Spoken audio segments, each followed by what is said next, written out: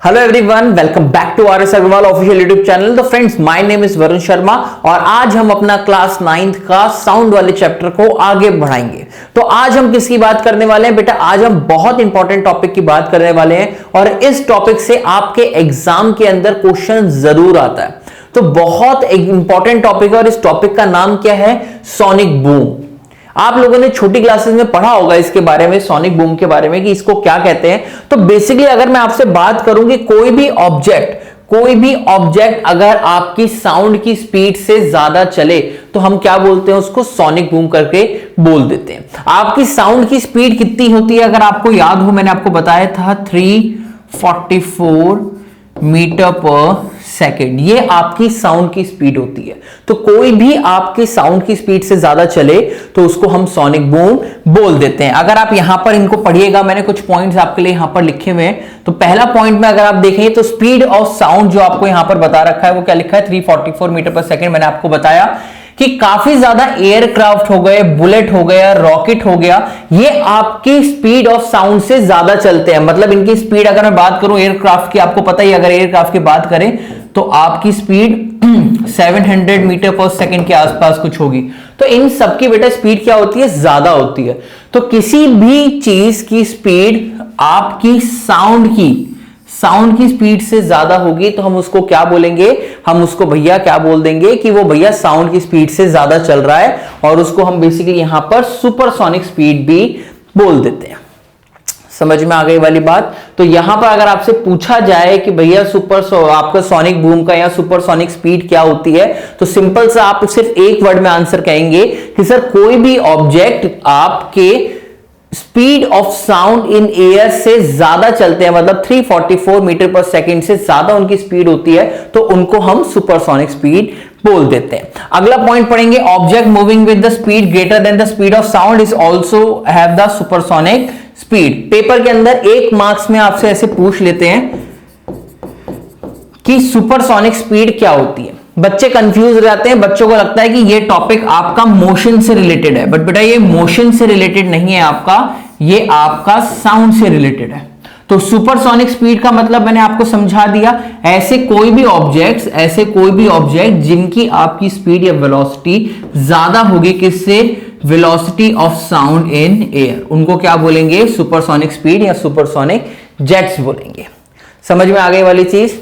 अगला पॉइंट पढ़ना, ये सारे पॉइंट बहुत इंपॉर्टेंट है, एक एक करके आप पॉइंट पढ़ते चलेंगे तो आपको आगे जाके चीजें क्लियर होती रहेंगी। तो अगला पॉइंट क्या है कि supersonic aircraft produces shock waves in air due to its very high speed. आपसे 1 मार्क्स के अंदर क्वेश्चन ये भी पूछा गया था कि what do you understand by shock waves. तो समझना इसका मतलब क्या होता है। अगर मान लीजिए आपका सुपरसोनिक जेट है, मतलब मान लीजिए कोई एयरक्राफ्ट है जो आपका स्पीड ऑफ साउंड से ज्यादा तेज स्पीड में चल रहा है, तो ये आपका ऐसे तेज स्पीड के अंदर गया, तो जब ये आगे जा रहा होता है ना, तो ये पीछे आस पे ना एक वेव प्रोड्यूस करता है, और उस वेव को क्या बोलते हैं? शॉक वेव बोलते हैं। तो सुपरसोनिक एयरक्राफ्ट यानी ऐसे एयरक्राफ्ट जो आपकी स्पीड ऑफ साउंड से ज्यादा तेज स्पीड में चल रहे हैं, जो आपकी साउंड की स्पीड है उससे ज्यादा स्पीड है इनकी, तो वो क्या करते हैं? वो चलते वक्त अपने पीछे एक शॉक वेव प्रोड्यूस करते हैं, ठीक है। और वो शॉक वेव प्रोड्यूस होने का रीजन क्या है? क्योंकि वहां पर आपका air pressure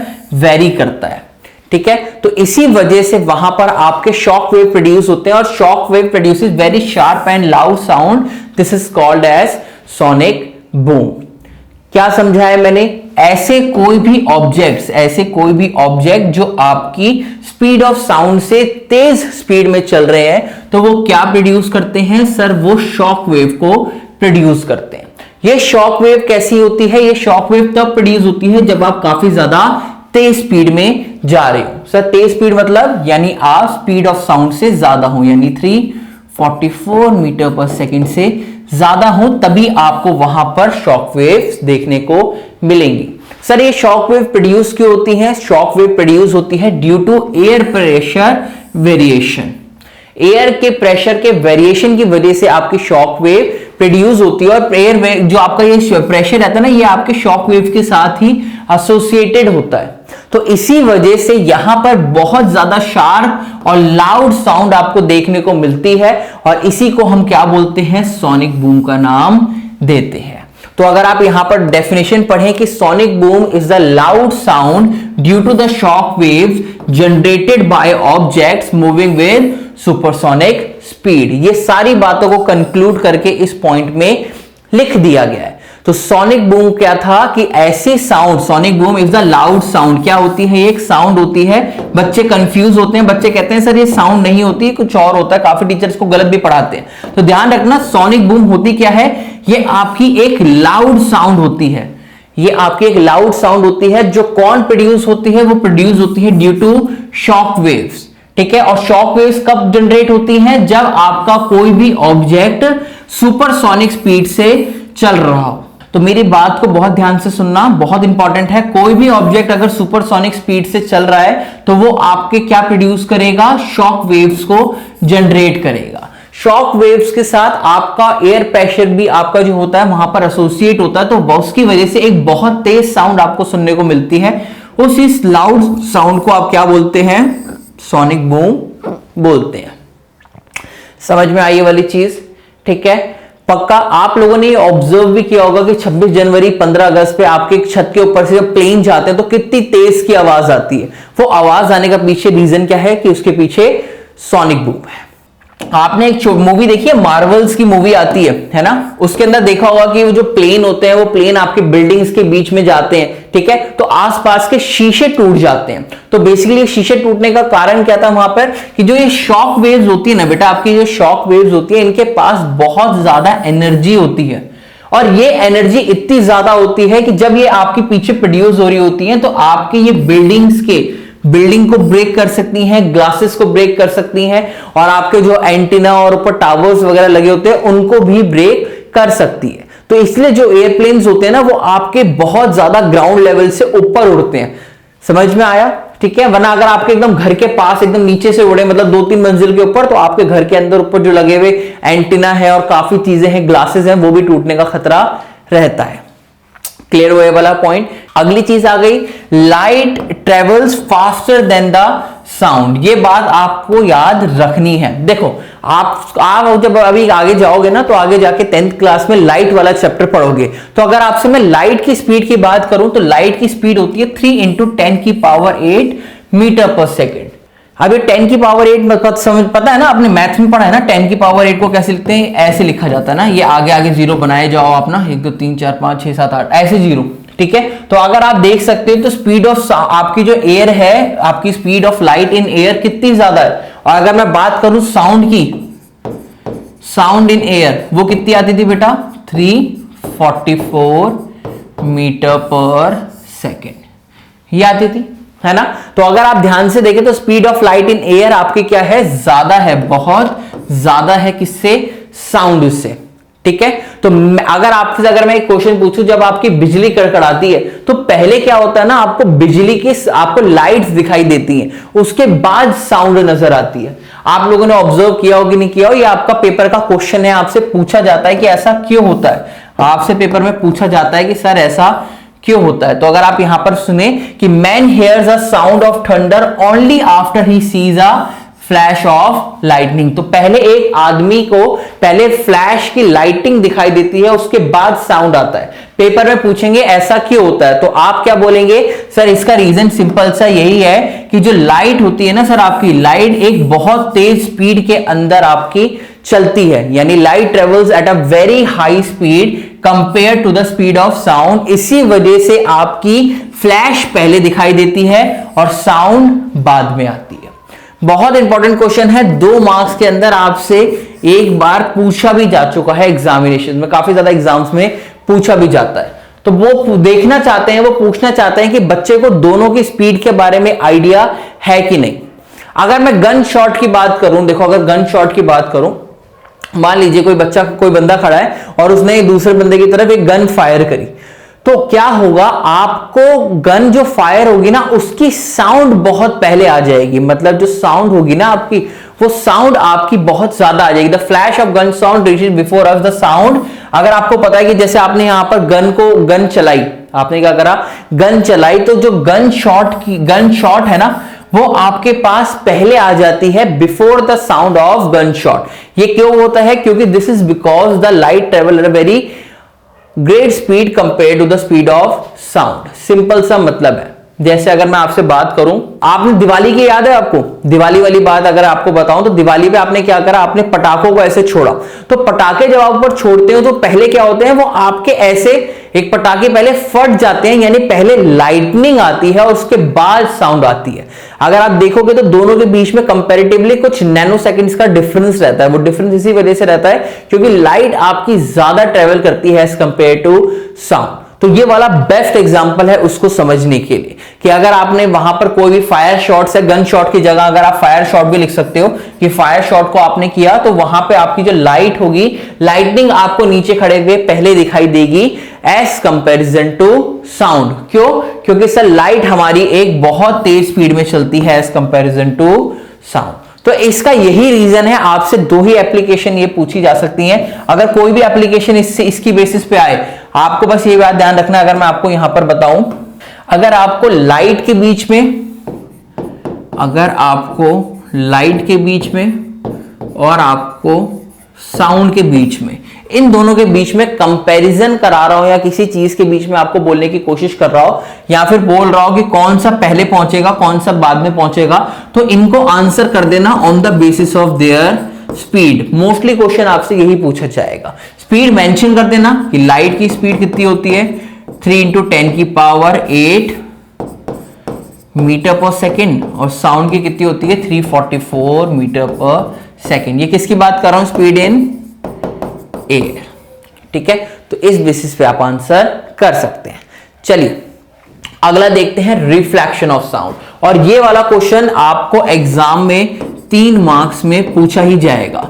reflection of sound नहीं पूछेंगे, यहां से पूछेंगे law of reflection of sound. जो लॉ है वो लॉ पूछा जाएगा, लॉ में अभी आपको पढ़ाने वाला हूं। तो अगर मैं रिफ्लेक्शन ऑफ साउंड की बात करूं तो देखो, आपने कई बार सुना होगा, अगर इसे कुछ बोल रहा हूं ना मैं, रिफ्लेक्शन का मतलब क्या है, किसी चीज का टकरा के वापस आ जाना। अगर मैंने बोला कि ये पेन है तो ये पेन रिफ्लेक्ट करके वापस मेरे पास आया, तो मैंने अगर पेन को आगे फेंका तो आपका ये मान लो इमेजिनरी सिचुएशन है कि ऐसे गया, टकरा के वापस मेरी तरफ आ गया। तो मतलब रिफ्लेक्शन मतलब आपको पता हो ना, रिफ्लेक्शन बना किससे है। यहां पर अगर आप वर्ड देखें तो यहां पर वर्ड किससे बना है, यहां पर ये बना है रिफ्लेक्ट वर्ड से। ये कौन से बना है, रिफ्लेक्ट से। रिफ्लेक्ट मतलब किसी चीज का टकरा के वापस आ जाना। तो इसी चीज को हम साउंड के रिस्पेक्ट में पढ़ने वाले हैं। ठीक है, चलिए तो अगर आप यहां पे देखें, just like light sound gate reflected at the surface of solid और लिक्विड। अभी आपने लाइट के बारे में सारी बातें नहीं पढ़ी हैं। जो लाइट के बारे में बातें हैं वो आप पढ़ेंगे क्लास 10th के फिजिक्स के चैप्टर के अंदर, जिसके अंदर सारी बातें आप पढ़ेंगे। ठीक है, तो जैसे लाइट आपकी रिफ्लेक्शन करती है ना, वैसे ही आपकी साउंड भी रिफ्लेक्शन करती है। किससे, सॉलिड और लिक्विड के सरफेसेस से। सर रिफ्लेक्शन मतलब, अगर मान लीजिए मैंने साउंड को प्रोड्यूस करा, तो साउंड अगर आपके मान लीजिए दीवार है तो दीवार से टकरा के वापस जरूर आएगी। ठीक है, तो हर जगह बेटा आपका साउंड का क्या होता है, रिफ्लेक्शन होता है। ठीक है, कौन से मीडियम में, सॉलिड और लिक्विड में। और लाइट की बात, लाइट के अंदर भी जैसे आपका रिफ्लेक्शन होता है, बट इस बात को आप पढ़ेंगे क्लास 10th में। और ये बात ध्यान रखिएगा कि साउंड भी क्या करती है, आपकी रिफ्लेक्ट करती है। Bouncing back of the sound, bouncing back of the sound when it is strike to the surface of a liquid और solid is called reflection of sound. यही मैंने बताया कि आपने साउंड को भेजा, साउंड टकरा के वापस आ गई, मतलब बाउंस बैक किया आपके डायरेक्शन में। आपने ऐसे भेजा, ये टकराई और टकराने के बाद फिर आपकी डायरेक्शन में वापस आ गई। तो bouncing back of sound is known as reflection of sound. ठीक है, हार्ड सरफेसेस होते हैं वो आपके ज्यादा अच्छे रिफ्लेक्टर्स होते हैं। जो क्लॉथ पेपर हो गए वो आपके बैड रिफ्लेक्टर होते हैं। ये बात आपने छोटी क्लासेस के अंदर पढ़ी हुई है। ठीक है, चलिए अब जो मेन क्वेश्चन आपसे पूछा जाता है वो क्वेश्चन पूछा जाता है ये रिफ्लेक्शन ऑफ साउंड। बहुत इंपॉर्टेंट है और बहुत आपसे एग्जाम में पूछा जाता है। अगर मैं आपसे यहां पर बात करूं इसके बारे में, इसको थोड़ा सा हटा देते हैं, यहीं पे इसकी चीजों को पढ़ते हैं थोड़ा। ठीक है, देखो law of reflection of sound क्या कहता है, वो 3 चीज कहता है। अगर मैं पहली चीज की आपसे बात करूं तो समझना, इसने बोला कि मान लीजिए आपके पास एक सरफेस है। हमने कहा ठीक है जी, इसने बोला सर आपने एक ऐसा सरफेस बना रखा है और एक तरफ आपकी पॉलिशिंग हुई है, मतलब एक तरफ सॉलिड है और ऊपर की तरफ आपका एयर है। तो यहां से क्या हुआ, आपकी एक रे आई, यहां से क्या हुआ, आपकी एक रे आई। ये रे कौन सी है, ये साउंड की रे है। ये रे कौन सी है बेटा, साउंड है आपकी, ये साउंड की रे है। ये आके इसके ऊपर इंसिडेंट हुई, तो इस रे को हम क्या बोलेंगे, इंसिडेंट रे बोलेंगे। ठीक है, क्या बोलेंगे बेटा इसको, इंसिडेंट रे बोलेंगे। ठीक है, ये आपकी साउंड आई, जो इंसिडेंट रे थी, साउंड की इंसिडेंट रे आई, यहां टकराई और टकराने के बाद यहां से ये वापस ऐसे चली गई। तो यहां से इंसिडेंट रे आई, ये क्या हुआ है, ये बाउंसिंग बैक, यानी क्या हुआ है, यहां पर सर रिफ्लैक्शन हुआ है। तो इसको क्या बोलेंगे बेटा, रिफ्लेक्टेड रे बोलेंगे। वेरी गुड, ठीक है, समझ में आ गया। और अगर आपसे मैं पूछूं, ये आपकी रिफ्लेक्टेड रे हो गई, और ये दोनों जहां पे आपकी इंसिडेंट कर रही है ना, यहां पर एक इमेजिनरी ऐसे लाइन हम कंसिडर करते हैं ऐसे, जिसको हम क्या बोलते हैं बेटा, नॉर्मल रे बोलते हैं। ये नॉर्मल रे कैसी होती है, परपेंडिकुलर होती है, 90 डिग्री के अंदर आपकी होती है। तो आपको 3 रेज यहां पर ध्यान रखनी है, कौन कौन सी मैंने बताई, इंसिडेंट रे, रिफ्लेक्टेड रे और नॉर्मल रे। तो पहला पॉइंट क्या बोलता है ये, अगर मैं पहला पॉइंट आपसे बात करूं यहां पर, अगर मैं पहला पॉइंट आपसे यहां पे बात करने की कोशिश करूं, इसको थोड़ा सा छोटा कर देते हैं यहां पर, ठीक है, चलिए आपको दिख रहा होगा, ठीक है, यहां रख देते हैं।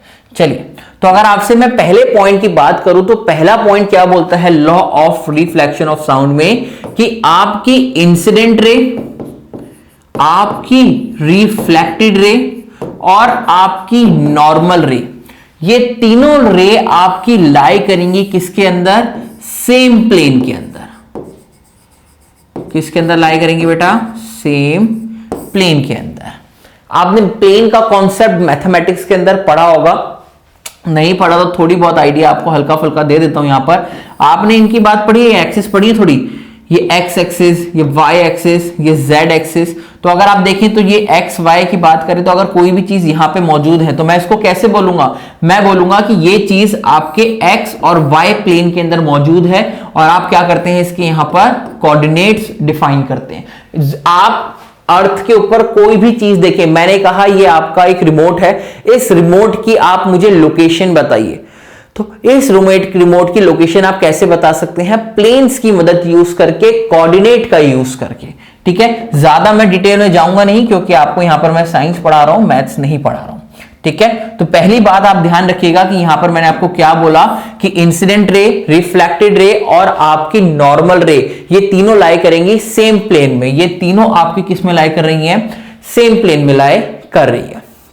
क्लियर पहली बात ये, ठीक है। दूसरी बात यहां पे समझिएगा, चलिए दूसरी बात यहां पर समझते हैं। दूसरा, अगर आप ध्यान से देखें तो यहां पर मैं आपको कुछ एंगल बनाने की कोशिश कर रहा हूं। ये नॉर्मल और इंसिडेंट के बीच में एक आपको यहां पर एक एंगल बनता है, जिसको आप क्या बोलते हो, एंगल आई, यानी एंगल ऑफ इंसिडेंस। अगर मैं दूसरी बात करूं तो यहां पे आपको रिफ्लेक्टेड रे और नॉर्मल के बीच में एक एंगल बनता है, और जिस एंगल को आप क्या बोलते हो, angle r, that is angle of reflection. तो दूसरा पॉइंट यहां पर क्या हुआ, दूसरा पॉइंट क्या हुआ, कि आपका angle of incidence is equal to, हमेशा इक्वल होगा किसके, एंगल ऑफ रिफ्लेक्शन। ये वाले दूसरा पॉइंट आपका हुआ। तो अगर आपसे law of reflection of sound पूछा जाए, आपसे पूछा जाए कि आप मुझे law of reflection of sound बताओ, तो भैया ये दो बातें आप वहां पर बताइएगा, और यही दो बातें आपसे पूछी जाएंगी। ठीक है, तो दोबारा अगर मैं बताऊं तो incident ray, reflected ray, normal रे, ये तीनों लाई करेंगे आपके किसमें, सेम प्लेन के अंदर। और दूसरी बात, आपका इंसिडेंट रे और इंसिडेंट एंगल और आपका रिफ्लेक्टेड एंगल दोनों क्या होंगे, बराबर। क्लियर हो गई वाली बात, ठीक है। तो अगर आप चलेंगे तो यहां पर आपकी यही पॉइंट लिखा हुआ है कि आपकी इंसिडेंट साउंड वेव जो होती है, आपकी रिफ्लेक्टेड साउंड वेव हो गई और आपकी नॉर्मल पॉइंट वेव हो गई, ये तीनों लाई क्या करेंगी, सेम प्लेन में लाई करेंगी। और आपका यहां पर एंगल ऑफ इंसिडेंस जो होता है और आपका एंगल ऑफ रिफ्लेक्शन होता है, वो दोनों क्या होंगे, बराबर होंगे। ये दोनों पॉइंट मैंने आपके यहां पर लिखे हुए हैं, ठीक है। चलिए, इसकी जगह जो आपको मैं इंसिडेंट रे बोल रहा था ना, इंसिडेंट रे की जगह बस इंसिडेंट साउंड वेव कर लीजिएगा, ठीक है। देखो, जब हम रे वर्ड यूज कब करेंगे, रे वर्ड कब यूज करेंगे, जब हम लाइट की बात करेंगे, ठीक है। और हम यहां पे वेव वर्ड यूज कब करेंगे, जब हम किसकी बात करेंगे बेटा, साउंड की बात करेंगे, ठीक है। तो वहां से मैंने आपको रे बोल दिया, बट आप ध्यान रखना कि वहां पे कौन सा वर्ड यूज करना है, वेव यूज करना है। तो मतलब अगर मैं यहां पर बोलूं आपसे, तो आप क्या बोलेंगे कि इंसिडेंट साउंड वेव रिफ्लेक्शन, आपकी कौन सी, रिफ्लेक्टेड साउंड वेव और आपकी नॉर्मल साउंड वेव, ये तीनों लाई करेंगे किसमें बेटा, सेम प्लेन के अंदर। और दूसरी चीज, आपका जो इंसिडेंट एंगल होगा वो किसके बराबर होगा, एंगल ऑफ रिफ्रैक्शन। बस दो बातें आपको ये बात ध्यान रखनी है, बस यहाँ पे साउंड वेव बोलते ना, रे मत बोलना, बाकी सेम है,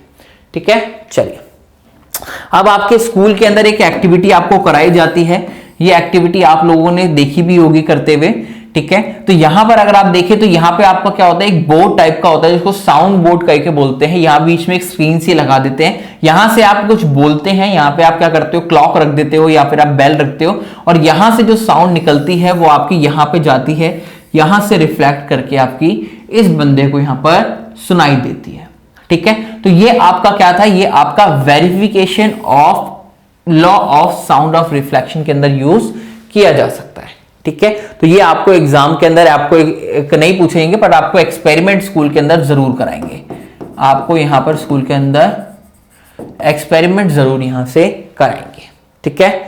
चलिए आगे चलते हैं, अगली चीज आ जाती है uses of reflection of sound. हम इस रिफ्लेक्शन ऑफ साउंड को कहां कहां यूज कर सकते हैं, ठीक है। तो ये रिफ्लेक्शन के जितने भी यूजेस हैं, अगर हम इनको बात करें तो अगर आप पहला यूज यहां पर देखेंगे तो reflection of sound is used in many devices, काफी ज्यादा डिवाइसेस के अंदर इस रिफ्लेक्शन वाले फिनोमिना को हम यहां पर यूज कर सकते हैं। अगर मैं आपसे पूछूं तो एग्जांपल कौन कौन से हो गए, मेगाफोन हो गया, लाउड स्पीकर हो गया, बल्ब हॉर्न हो गया, स्टेथोस्कोप हो गया, साउंड बोर्ड हो गया, तो इन सब चीजों के अंदर कर सकते हैं। तो आपको स्पेसिफिकली एक आध यहां पे आपको मैं बता देता हूं।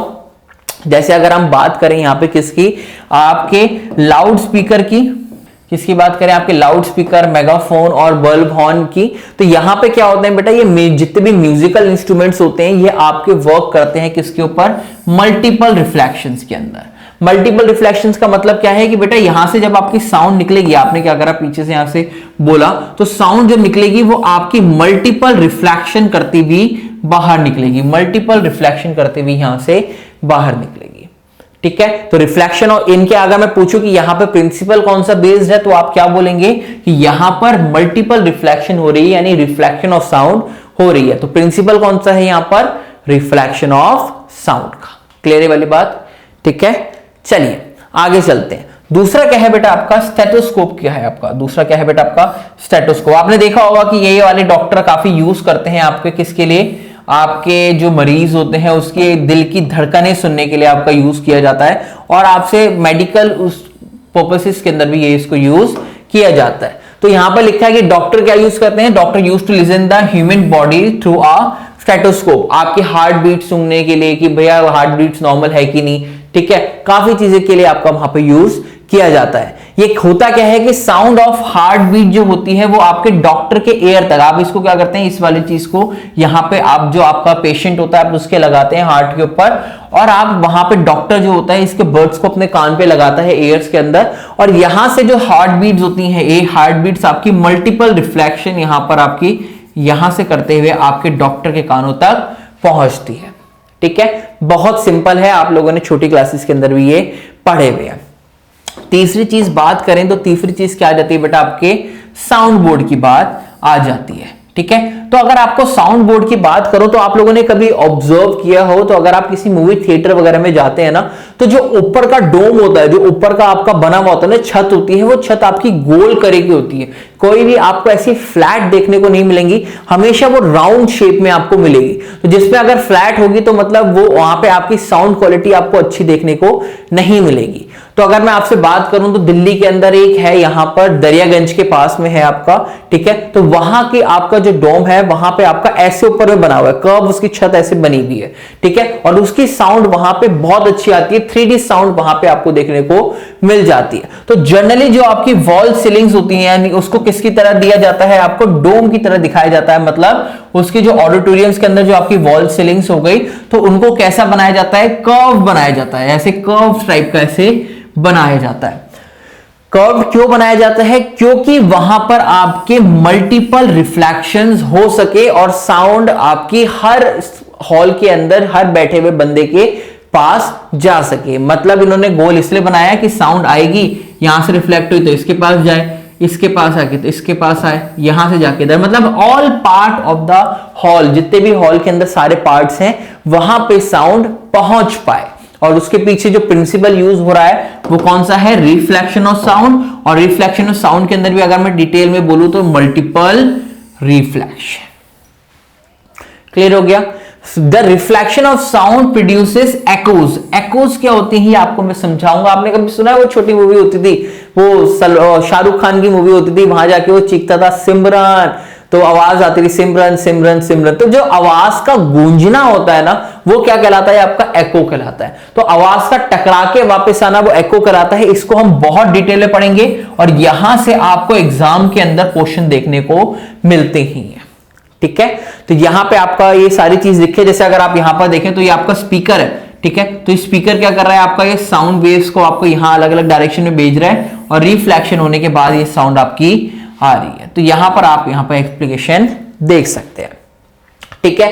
तो अगली क्लास में हम जो टॉपिक पढ़ेंगे वो किसके बारे में बात करेंगे, एकोस के बारे में बात करेंगे कि एको होती क्या है, कैसे आपकी रिफ्लेक्शन होती है और क्या क्या कंडीशन होती है। और it is one of the best और इंपॉर्टेंट और इंटरेस्टिंग टॉपिक, आपको बहुत अच्छे से यहां पे मैं पढ़ाऊंगा और एक्सप्लेन करूंगा।